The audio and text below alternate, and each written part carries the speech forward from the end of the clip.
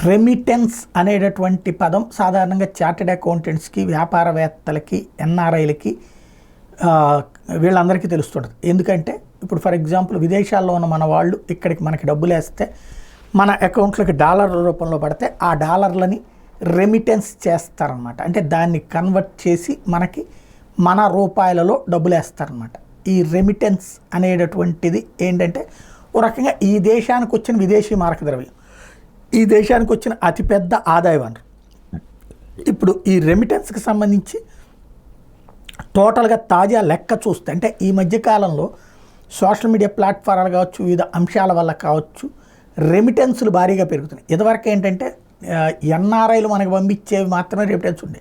ఇప్పుడు social media ప్లాట్ఫారాలు వీటి ద్వారా సంపాదించిన దానికి కూడా డాలర్లోనే పడుతుంది, రెమిటెన్స్లే పడతాయి. ఈ లెక్కను చూసుకున్నప్పుడు భారతదేశానికి ఫ్రాన్సు, బంగ్లాదేశ్ పాకిస్తాను, బంగ్లాదేశ్ ఈ రెండు దేశాల బడ్జెట్ ఎంత అంటే ఈ రెండు దేశాల బడ్జెట్ కలిపితే $129 బిలియన్.